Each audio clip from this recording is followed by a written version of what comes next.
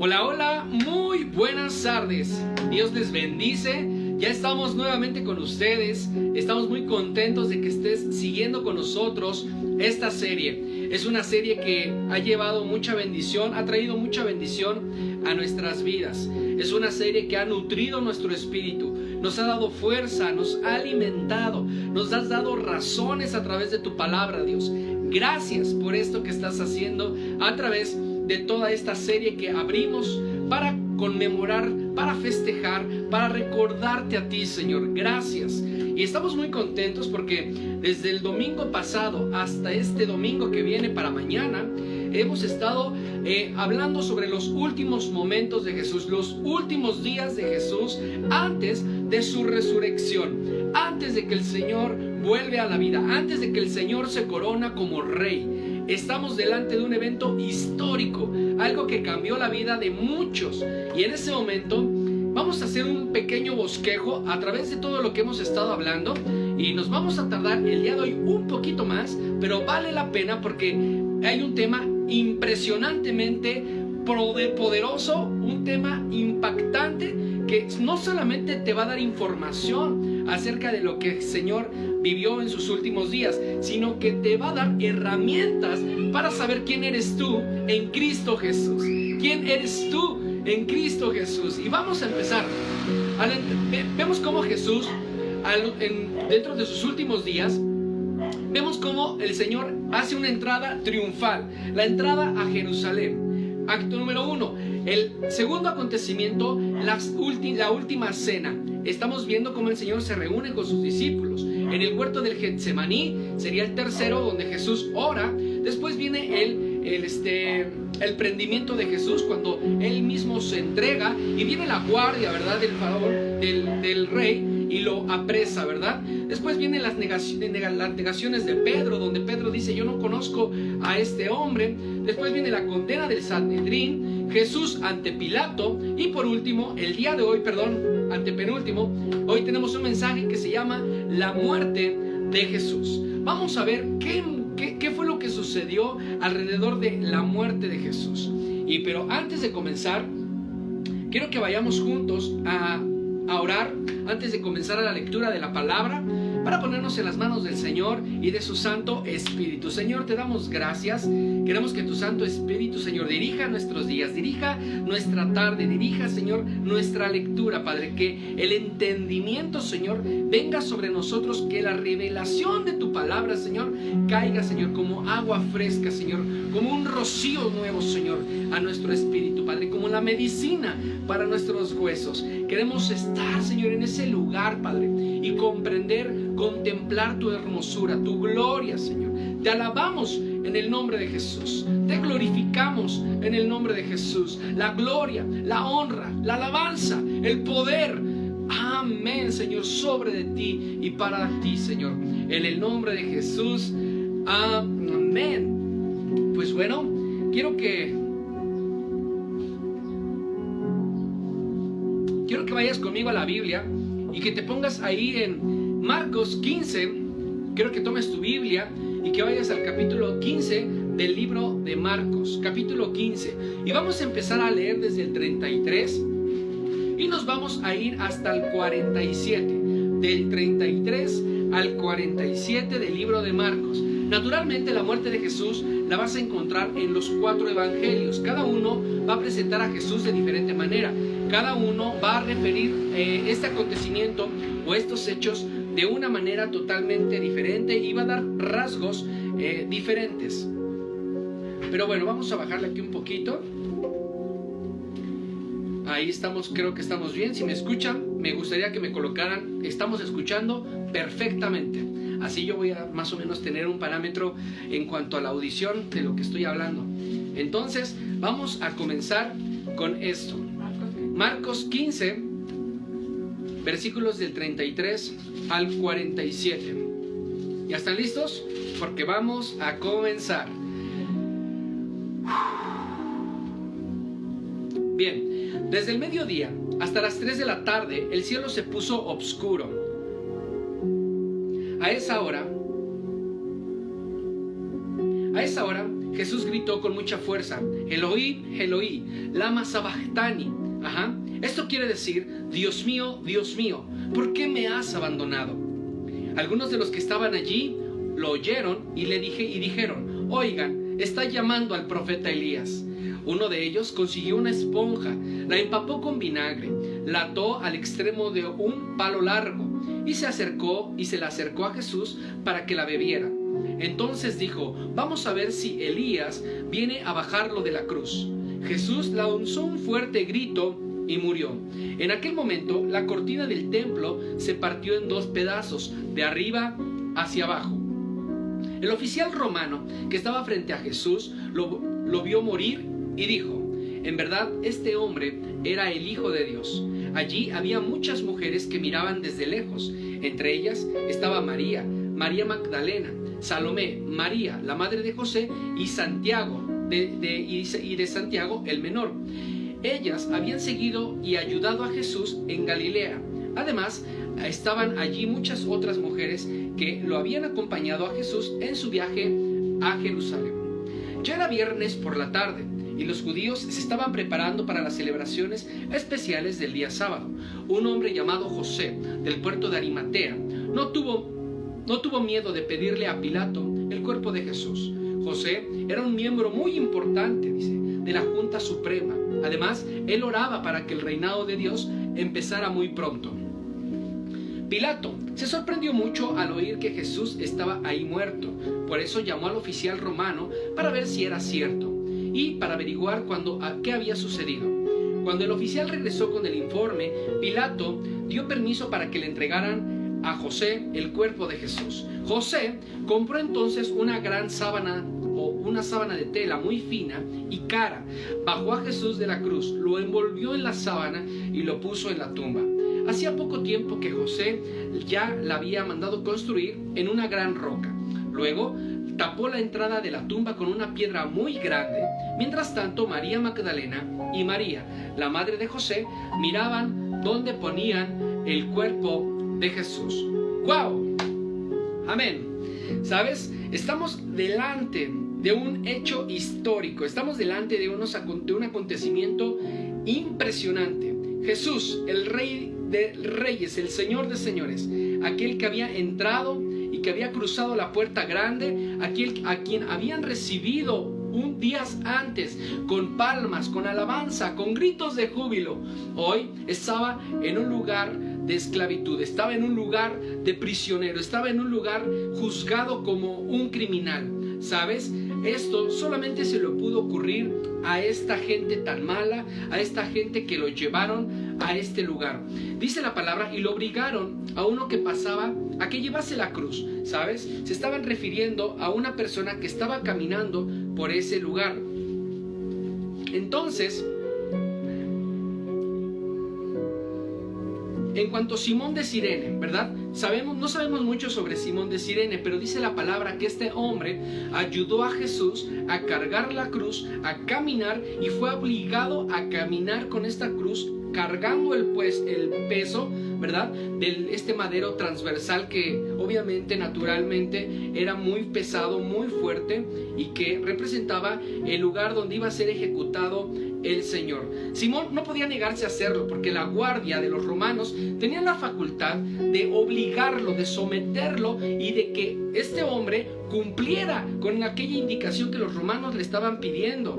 Nosotros no sabemos qué es lo que estaba pensando Simón de Cirene en ese momento. No sabemos qué estaba pasando por su mente. No sabemos si él estaba presionado. Solamente lo único que él estaba haciendo en ese momento era cargar esta cruz. ¿Sabes? Él estaba, yo me imagino, muy preocupado, porque la cruz en ese tiempo significaba o tenía un simbolismo muy peculiar. Representaba la cruz para los romanos un símbolo de maldición.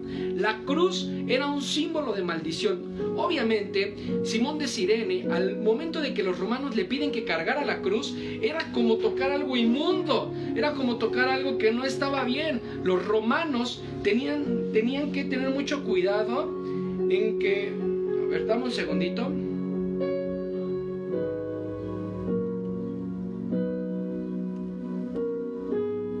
Tenían que tener mucho cuidado en tener en no tener contacto con esto, porque los judíos clasificaban esto como algo maldito. Ellos decían que la cruz era algo maldito, los romanos, pero también por la vergüenza de que pudieran sentir, que le pudieran confundir con el condenado, ¿sabes? Simón de Cirene tenía una presión sobre su vida a que en el momento en que los romanos le pedían que cargara la cruz, porque no solamente iba a tocar un instrumento de maldición, sino estaba corriendo el riesgo de que lo confundieran y que en ese momento también él fuera condenado.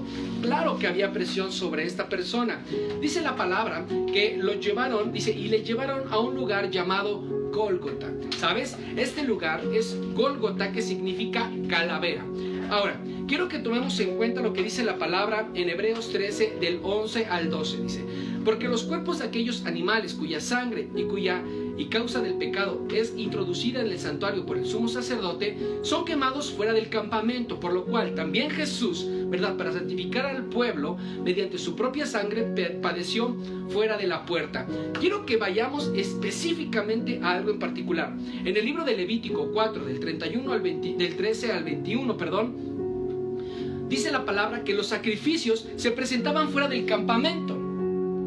Cualquier sacrificio para el perdón de los pecados se presentaba fuera del campamento. No te pierdas de esto que voy a decir. Ahora, Jesús es presentado como sacrificio fuera de la ciudad. Fuera de la ciudad, en un lugar llamado Gólgota. En este lugar Jesús es crucificado, Jesús es llevado a la muerte y es específicamente un tipo y sombra de lo que iba a suceder con Jesús más adelante, de lo que sucedió en Levítico. Todos los sacrificios en el libro de Levítico, en el tabernáculo, se hacían específicamente fuera de la tienda, fuera del tabernáculo. Ahora, Jesús es crucificado fuera de la ciudad, en un lugar llamado la calavera o Gólgota. Pongan mucha atención, porque la palabra de Dios se está cumpliendo, las profecías de la palabra se están cumpliendo una a una. Dios es poderoso, Dios es grande, y su palabra se está cumpliendo y se seguirá cumpliendo por toda la eternidad. Amén. Aleluya. Dice la palabra: le dieron vino mezclado con mirra, mas él no lo tomó. Ojo, él quería mantener firme la intención de apurar lo que había comentado, en apurar aquella copa hasta las heces. ¿Qué significaba? Recordemos que en la última cena dijo que él no volvería a beber la copa más, ni compartir el vino con sus discípulos. Y después dijo en la cruz, o ya en medio del padecimiento: pasa de mí esta copa, ¿sí o no? Entonces él estaba de alguna manera, manteniendo firme su convicción, manteniendo firme. Él estaba agotado, él estaba cansado, él estaba a punto de morir, ¿verdad? Pero él sabía que esto iba a salvar a la humanidad. Él lo hizo por amor. Aleluya. Dice la palabra: cuando le hubieron crucificado. Ahora, dice que esto de haberle crucificado es algo muy vergonzoso. ¿Por qué? Porque a él lo crucificaron desnudo, a él lo crucificaron flagelado, lastimado, fueron exhibidos de una manera terrible. ¿Sabes? Quiero que sepas que las tradiciones de los romanos, al momento de crucificar o de matar a un reo, a un criminal, era solamente colocarlo en la cruz y amarrarlo de los brazos, amarrarlo de este lado de acá y ponerle un tablón en el pie para que naturalmente se sostuviera. Pero con Jesús hicieron algo completamente distinto. No solo lo amarraron, sino lo clavaron de sus manos, lo clavaron de sus pies. Le pusieron el trapo en el piso, el madero en los pies para que se sostuviera, y después lo levantaron de tal manera que todos pudieran verlo, y por medio de verlo tuviera él vergüenza, fuera exhibido públicamente, fuera avergonzado, fuera humillado, ¿verdad? Y fue suspendido naturalmente, y todo público, toda la gente se escarnecía al verlo, le escupía, lo humillaba, le daba gritos, palabras, lo maldecían, y todos estaban en un éxtasis absolutamente fuera de control. Todos estaban en un estado de morbo increíble, porque Jesús, el Hijo de Dios, estaba en este lugar. ¡Wow! Dice la palabra: después repartieron entre sí sus vestidos. ¡Aleluya! ya. Fue lo único que pudieron obtener de Jesús los romanos en este momento. Fue lo único que pudieron ellos tomar de Jesús, porque sus ropas eran usadas, ¿verdad?, para jugar suertes. Ellos querían quedarse con algo de Jesús, porque Jesús seguía siendo el rey. Jesús seguía siendo el rey de reyes. Recordemos que esto era una costumbre romana. Los soldados, naturalmente, al momento de ejecutar el pelotón y todas estas personas, despojaban a sus víctimas de todo. Y todo lo que ellos lograban obtener de sus víctimas, se lo repartían entre sí. Dice la palabra en el Salmo 22, 18, una profecía más. Y se repartieron entre sí mis vestidos, y sobre mi ropa echaron suertes. Esta es una profecía que se está hablando en el libro de Salmos y que nosotros estamos viendo en el libro de Marcos, que se está cumpliendo. Vemos cómo la palabra de Dios sigue engranando, sigue correspondiendo una con otra, y Dios está haciendo conforme dijo en su palabra. Ahora, el título escrito de su causa era el Rey de los Judíos. La letanía que había sido colocada en la parte de arriba de su de la cruz donde estaba él colgado, donde estaba él colocado, ¿verdad?, decía Rey de los Judíos. Esto lo hicieron de una manera tan denigrante, con la única intención de demostrar, ¿verdad?, que esto era el motivo por el cual él estaba siendo ejecutado. Esta inscripción estaba escrita en hebreo, estaba escrita en griego y también estaba escrita en latín, en 3 idiomas diferentes. De esta manera, todos, absolutamente todos los que pasaran por este lugar sabían por qué razón él estaba en ese lugar. De una manera era más que nada para avergonzarlo, para exhibirlo públicamente, para delatar que él era un farsante o un charlatán. Naturalmente, los romanos, los sacerdotes, los escribas y todas estas personas no sabían en realidad a quién estaban ejecutando, no tenían idea de la persona que estaba en ese lugar en ese momento. Por supuesto, los principales sacerdotes entendieron las intenciones de Pilato. Pilato fue quien rápidamente los sacerdotes le dijeron a Pilato que quitara esta inscripción. Le dijeron que lo quitara porque era un título que no le correspondía, ¿verdad? Pero el gobernante naturalmente se negó a hacerlo, y se negó a hacerles caso. Y esto tú lo puedes ver en Juan 19, del 21 al 22. El romano, el señor Poncio Pilato, se niega a quitar la inscripción que había sido colocada en la cruz de Jesús, porque naturalmente los sacerdotes eran avergonzados a través de ello, porque estamos hablando del Rey de los Judíos. Ellos no veían a Jesús como el Rey de los Judíos, al contrario, esa era la razón por la que él estaba siendo ejecutado en ese momento.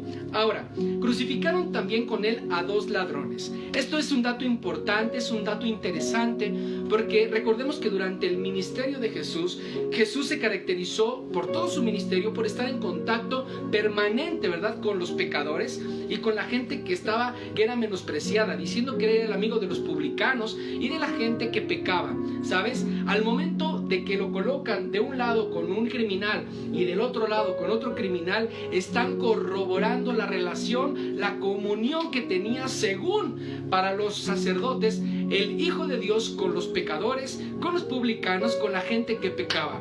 ¿Sabes? Lo están comparando y lo están poniendo a un nivel al igual que aquellos 2 hombres que estaban en su lugar, para acusarlo como un criminal. Pero ¿sabes? Él era el Hijo de Dios, él era el Hijo del Todopoderoso, él era el Hijo de Dios todo grande, él era el Dios que dice la palabra en el libro de Isaías 53:12, dice: por tanto, yo le daré parte con los grandes y con los fuertes repartirá despojos, dice la palabra.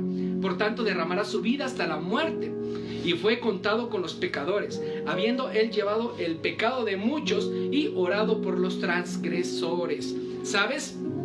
Una vez más, la palabra de Dios se sigue cumpliendo, se sigue confirmando la palabra poderosa de Dios. Jesús no está muriendo por morir, Él está muriendo con propósito. La palabra de Dios está siendo cumplida una a una. Profecías se están llevando tal y como fueron escritas años antes de que todo esto sucediera. Dice la palabra y los que pasaban le injuriaban, ¿sabes?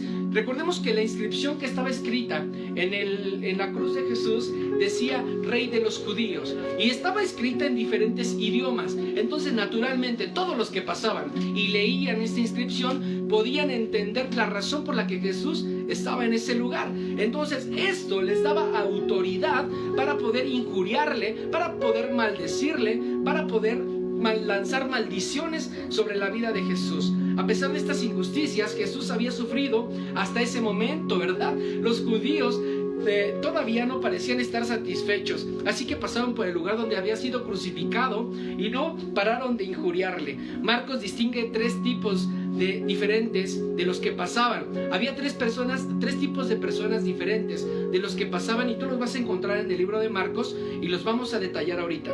Estaban el tipo de personas de los que pasaban. Había personas que solamente de los que iban pasando y decían: oh, mira, están crucificando a Jesús, ¿no? Y lo ves en Marcos 15:29. Había otro tipo de personas, los principales sacerdotes. Recordemos que los sacerdotes era su pueblo eran sus seguidores favoritos de Jesús, los fans destacados de Jesús, porque todo el tiempo lo estuvieron acompañando durante su proceso.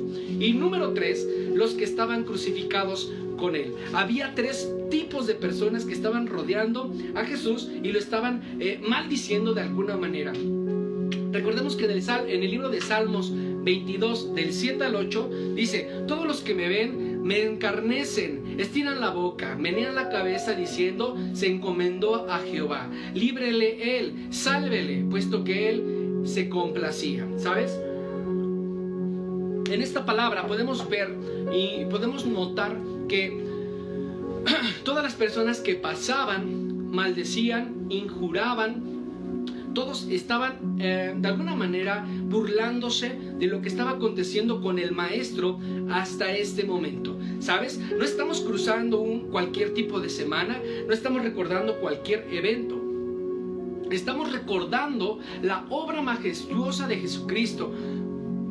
El momento en el que el Señor se entrega por amor, el momento en el que es vertida su sangre, el momento en el que Él es clavado en la cruz, que es flagelado, que su cuerpo es molido. Vamos a ver qué tipo de injurias eran las que eran lanzadas sobre Jesús. Le decían, a través de la Escritura podemos ver: tú que derribas el templo de Dios en 3 días, lo edificas. Ese es un tipo de injuria. 2, sálvate a ti mismo y desciende de la cruz. Estaban tratando de decir, como Satanás: si en verdad eres el Hijo de Dios, haz aquello. Si en verdad eres el Hijo de Dios, haz esto. Si en verdad eres el Hijo de Dios, Dios enviará. Entonces, estas injurias estaban siendo lanzadas sobre Jesús. Decía: a otros salvó y a sí mismo no se puede salvar. ¿Sabes? Estaban lanzando de alguna manera palabras poderosas de destrucción. Recuerden que nuestros labios tienen esta característica, nuestra lengua tiene el poder de bendecir y tiene también el poder de maldecir. Bendecir y maldecir está en el poder de los labios. Ahora, también los que estaban crucificados con él le injuriaban, ¿sabes? Había una persona que estaba de su lado y le dijo: de verdad, ya, ¿por qué no te salvas? Tú hazlo. Y le dijo: si tú eres Cristo, sálvate a ti mismo y a nosotros, ¿verdad? Entonces, también en la cruz había gente que le estaba gritando del otro lado. Dice: a la hora sexta hubo tinieblas sobre toda la tierra. Vamos a decirte y te voy a recordar algo. Jesús estuvo 3 horas padeciendo en la cruz, pero 3 horas más antes de que Él expirara por última vez. 6 horas estuvo en la cruz. Al término de la 6ª hora, dice la palabra que a la hora 6ª hubo tinieblas sobre la tierra. ¿Sabes?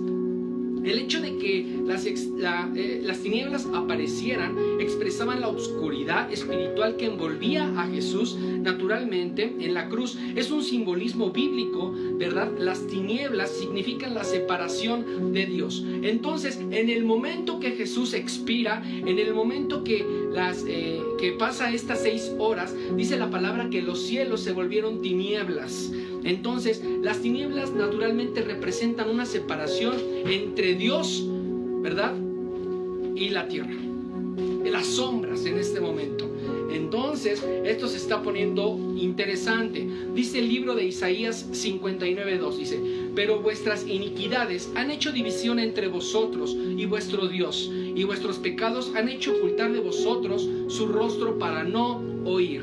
Aleluya. Las tinieblas nos enseñan la profunda gravedad del pecado ante los ojos de Dios. Las tinieblas representan lo más oculto delante de los ojos de Dios. Y dice la palabra después: Dios mío, ¿por qué me has desamparado? ¿Sabes? Esta era una profecía más que se estaba cumpliendo en este momento preciso de su crucifixión. Dice la palabra en Salmos 22:1 del 1:2, dice: Dios mío, ¿por qué me has desamparado? ¿Y por qué estás tan lejos de mi salvación y de las palabras de mi clamor? Dios mío, clamo de día y no me respondes, y de noche y no hay para mí reposo. ¿Sabes? Estamos delante de un hombre que está sufriendo, delante de un hombre que está en este lugar. Y algunos decían al oírlo: mirad, llamad a Elías. No sabían qué es lo que estaba hablando Jesús. Empapado con una esponja de vinagre, le dieron de beber. ¿Sabes? En el momento en que ellos empaparon vinagre, ¿verdad? Para ponerlo ahí en su boca para que él bebiera, ¿verdad? Él quiso pues rechazarlo y no lo tomó. Dice: tengo sed.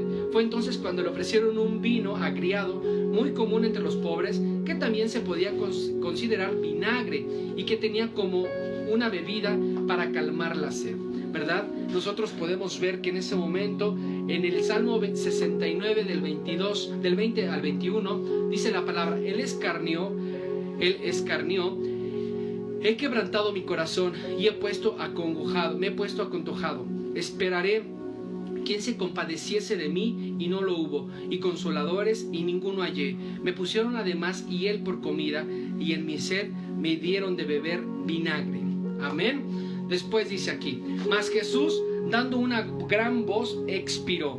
Marcos, ¿verdad?, nos dice que él dio una gran voz. Podemos verlo como en otros evangelistas, o vamos a verlo en otra palabra. En Lucas dice: entonces Jesús, clamando a gran voz, dijo: Padre, en tus manos encomiendo mi espíritu. Y habiendo dicho esto, expiró. Juan lo dice de otra manera: cuando Jesús hubo tomado el vinagre, dijo: consumado es. Y habiendo inclinado la cabeza, entregó su espíritu. ¿Sabes? Cuando dice consumado es, estaba diciendo: he terminado la obra, he llegado a la meta, he concluido con el propósito. Hasta ese momento Jesús está terminando, ¿verdad?, con lo que había empezado en algún momento. Al acabar este gran suspiro y clamar a esta voz, dice la palabra que entonces el velo del templo se rasgó en dos. Era la señal poderosa, la manifestación gloriosa, ¿verdad?, de que habían triunfado, ¿verdad?, los sacerdotes. Pareciera que habían triunfado los sacerdotes, desgarrando la vida de Jesús y destrozando las esperanzas de sus seguidores. Pero algo asombroso sucedió. El enorme velo que separaba a Dios en el interior del lugar santísimo se rasgó de arriba hacia abajo. ¿Por qué ocurrió esto y qué significaba? ¿Qué era lo que estaba sucediendo? En primer lugar, debemos de ver que se rasgó de arriba hacia abajo, lo que indica una acción que divina. Esto sucedió gracias al poder de Dios y la manifestación poderosa de Dios, ¿verdad? Podemos imaginarnos el terror que estaba consumiendo a los sacerdotes en aquel momento, porque estaban viendo la manifestación divina del Padre. Estaban ellos oficiando, estaban mirando lo que estaba sucediendo en el templo. Al ver que el lugar santísimo, lo que era al sumo sacerdote, por así llamarlo, podía entrar una vez al año, ahora en ese momento quedaría completamente abierto, quedaba completamente a la vista. Y quiero decirte que hoy completamente Dios está al alcance de ti y está al alcance de mí. Podemos entrar al lugar santo cada que nosotros queremos entrar con el Señor, cada que queremos platicar con Él, cada que queremos nosotros acercarnos a su presencia. Podemos hacerlo porque el velo se rasgó, el velo se separó de los cielos, de arriba hacia abajo. Una expresión divina, una expresión poderosa, y gloria a Dios. Amén. Aleluya. Yo no sé qué está pasando por tu mente, pero lo que sí te puedo decir es que la palabra es poderosa.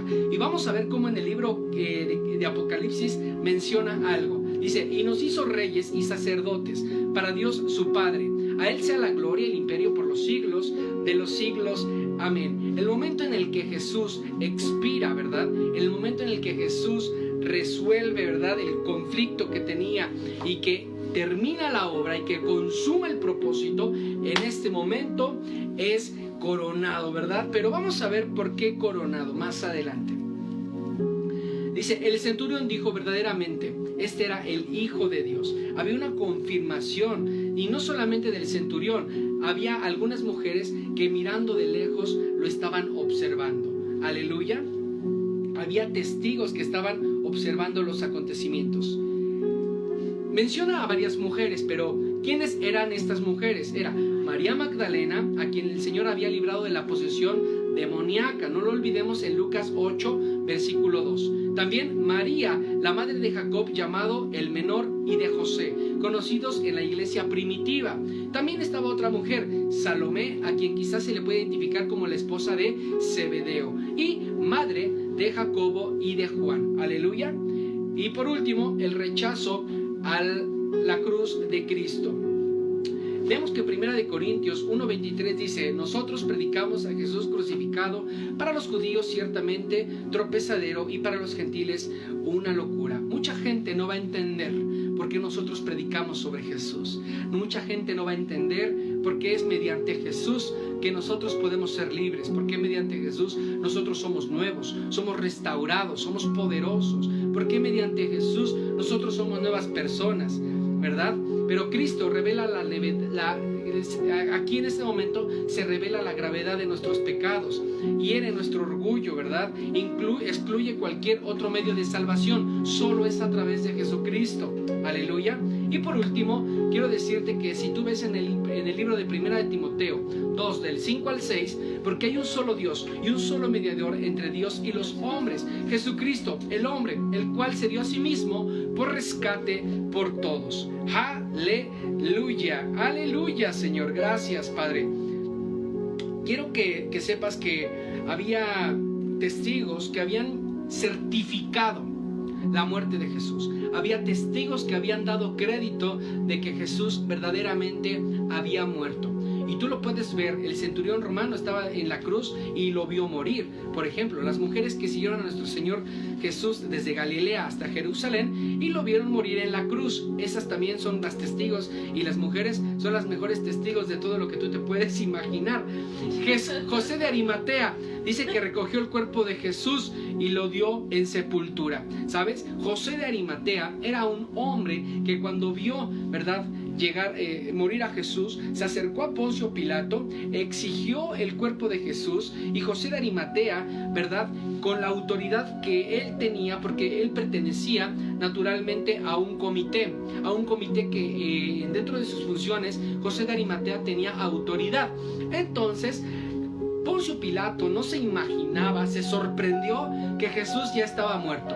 Y para certificarse que Jesús estaba muerto, mandó a la guardia y que le encajaron la guardia a Jesús en el costado una estaca, una vara, una espada, por así llamarlo, para certificar que Jesús naturalmente ya estaba muerto.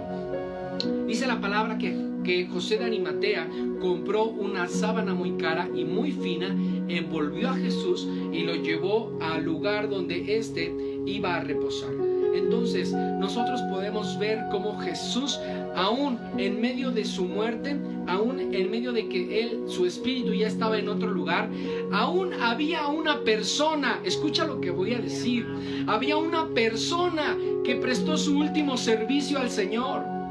Su último servicio al Señor.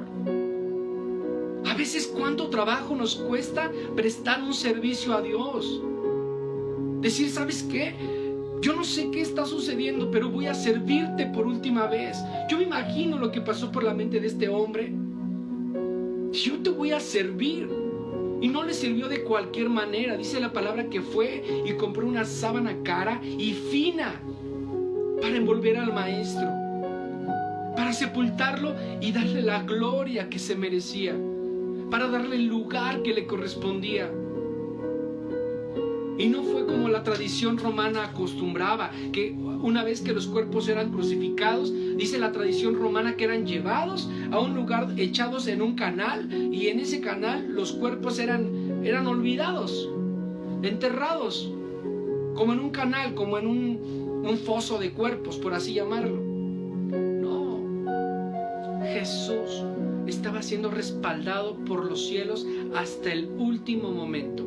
Y José de Arimatea, dice la palabra, que con autoridad y con denuedo se acercó a Poncio Pilato y exigió el cuerpo de Jesús, porque voy a honrar a mi Padre, por así llamarlo, voy a honrar al Maestro.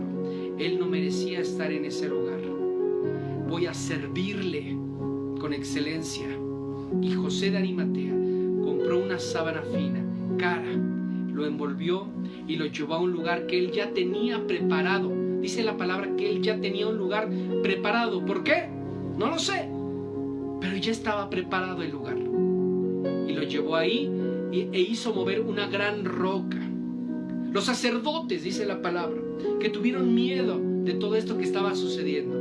Entonces se acercaron al rey, a este gobernante, y le dijeron: tenga cuidado, porque seguramente sus discípulos van a venir por la noche y van a robar el cuerpo de Jesús. Se lo van a llevar y van a decir que él no murió, y después va a aparecer y el que va a ser más avergonzado va a ser usted y no nosotros.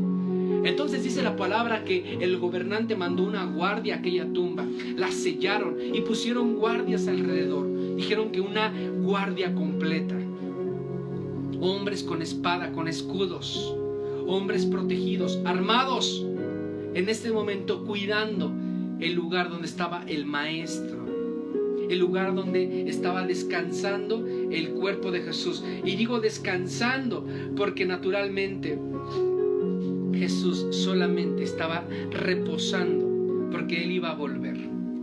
Aleluya.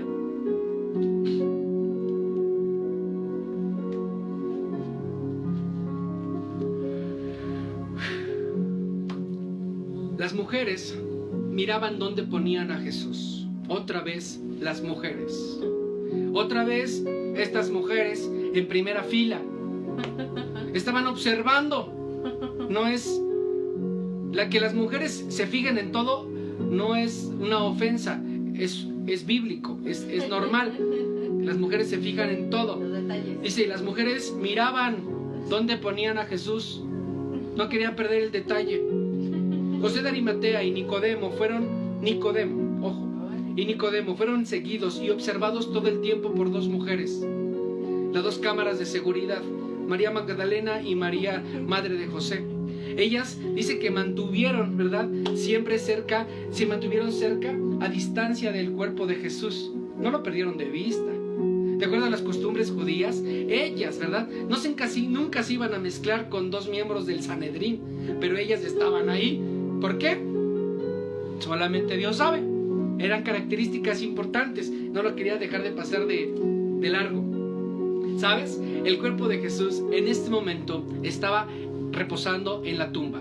Y no te puedes perder mañana la resurrección de Jesús. No te puedes perder mañana. Tenemos una prédica a las 9 de la mañana y otra a las 5 de la tarde. Vamos a revolucionar nuestra mente. Vamos a cambiar totalmente el concepto de la resurrección, porque la resurrección va más allá de la resurrección del cuerpo de Jesús.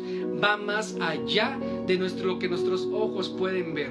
Quiero que te concentres en esta hora, quiero que te pongas conectada con el Espíritu, conectado con el Espíritu Santo, y vamos a orar. Señor, te damos gracias, Padre, porque nos dejaste ver, Señor, lo que aconteció, Señor, la muerte de Jesús, porque nos dejaste ver, Señor, que el cuerpo de Jesús, a pesar, Señor, de que fue lastimado, de que fue flagelado, de que Jesús, Padre, durante todo este proceso se cansó, se fatigó, tuvo sed,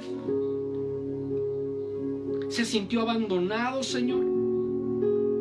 Que a pesar de todo esto, Señor, que sentía y que pasaba por el corazón de Jesús, Él mantenía, Señor, su amor por ti y por mí, por toda la gente, Señor, por todo el mundo, por toda la humanidad. Y hoy lo recordamos, Señor, y lo conmemoramos, Señor, en honor, únicamente, Señor, para darte la gloria a ti. porque sabemos que a través de su sacrificio, a través de la obra majestuosa del Rey de Reyes, del Cordero inmolado, Señor, hoy soy libre, hoy soy sano, hoy soy apartado, hoy soy una nueva persona. Gracias, Dios. Y no me importa si los demás no le adoran, no me importa si los demás no le aman, no me importa si los demás se burlan. Me importa solamente tu palabra, me importas tú, Dios. Y así como José de Arimatea prestó su último servicio a Jesús en los momentos más difíciles del Maestro, ahora mismo yo presto, Señor, mi servicio para predicar, Señor, tu palabra, para llevar las buenas nuevas, Señor, en medio del caos, en medio de la destrucción, de la enfermedad, en medio, Señor, de la escasez financiera, en medio de un mundo incrédulo, en medio de las personas que te rechazan, Señor. Aún en esta condición, Señor, te damos toda la gloria y toda la honra, la alabanza por los siglos. Gracias porque a través de este sacrificio perfecto, único, gracias a esto, Señor, tú te coronaste en victoria. Mis labios te adoran, mi corazón te adora, mi espíritu te adora, Señor. Y yo me regocijo porque el enemigo siempre fue avergonzado, siempre fue destruido, siempre fue pisoteado una y otra vez. Jesús lo avergonzó, lo derrotó, lo despojó de toda arma, lo exhibió públicamente. Y a Él sea la gloria y a Él sea la honra en el nombre de Jesucristo nuestro Señor. Amén. Gracias por tu tiempo, gracias por tomarte el tiempo para estudiar su palabra, para poder conocer las Escrituras, para transportarnos juntos hasta este lugar y conocer un poquito sobre lo que Jesús tuvo que vivir para que tú y yo fuéramos hoy unas personas diferentes, libres, llenas de su Santo Espíritu, llenas de su fuego, llenas de su amor, llenas de su poder. La gloria y la honra es para Él. Se trata de Él, se trata de lo que Él hizo, se trata de lo que Él es, de lo que Él va a hacer, de lo que Él está haciendo en la vida de los hombres, de lo que Él está a punto de transformar en este momento en tu vida. Dios es el centro, Jesús es el camino, Él es la verdad, Él es la vida. Mi nombre es Isaac Valdés, soy pastor de Ministerios Kairos Toluca. Te mando un fuerte abrazo, que Dios bendiga tu vida, tu casa, tu familia, tu esposo, tu esposa, tus hijos, que Dios los corone de favor, que la gloria de Dios, que la gracia del Todopoderoso sea derramada sobre sus vidas, en todo momento, en cada situación, en cada pensamiento, en cada decisión, en el nombre de Jesús. Amén. Gracias, nos vemos para el día de mañana. Tenemos una cita a las 9 de la mañana. Nos vemos.